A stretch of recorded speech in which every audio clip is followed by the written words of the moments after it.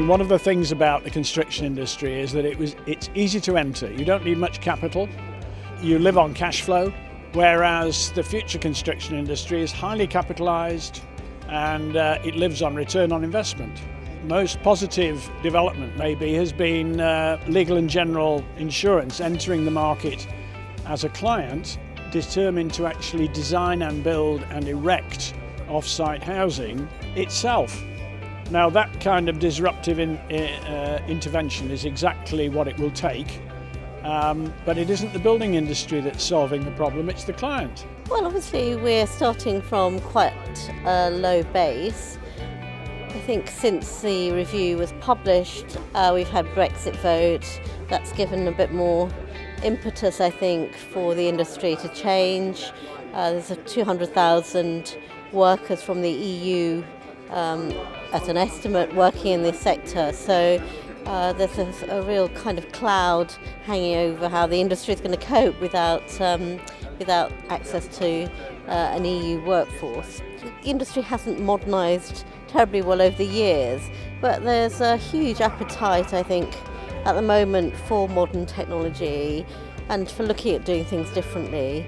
I think partly that's again driven by the fact so much technology around us that people use every day is making its way into the sector, and you can't really ignore it. I think it's about showing the exciting parts of the industry from our point of view, certainly from a QS point of view, because it's always been seen as a very grey, very boring job. And I think to get the younger generation to come in and choose that.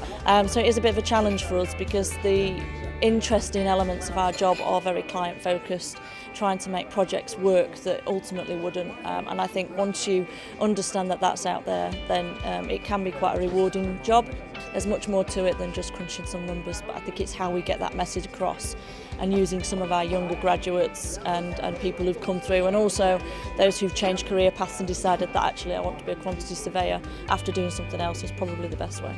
I think we're doing and have done quite a lot in recent times. The creation of the apprenticeship route is been very important to us. The concern I've got at the moment with what's going on with Brexit, what's going on with the election, is that we are looking at cognate courses that are underpinned by overseas students paying higher fees. If that model changes, there is some evidence that the overseas students are not coming in the same numbers, then that model underpins the cognate undergrad courses, begins to look suspect. We need overseas students and the talent they bring anyway, but I do have some concerns about that. If we lose the underpinning of those courses, it's a good proportion of the entrance to the profession that we may lose.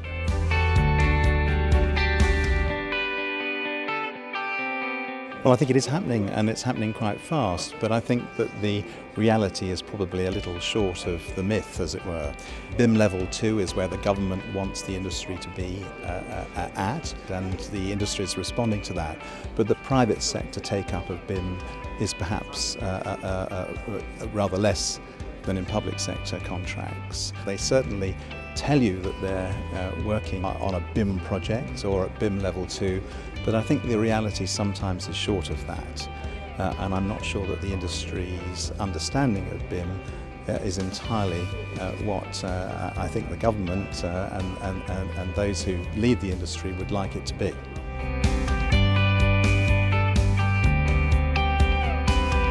I think the concept of international standards in professional services has now gained ground in terms of what the accountants have done, and subsequently the surveying profession in terms of land, property and construction are now looking at a suite of international standards, but critically formed in collaboration with other major professional institutions around the world. So coming together, we've formed technical committees which can write these standards and grow the global demand for the profession.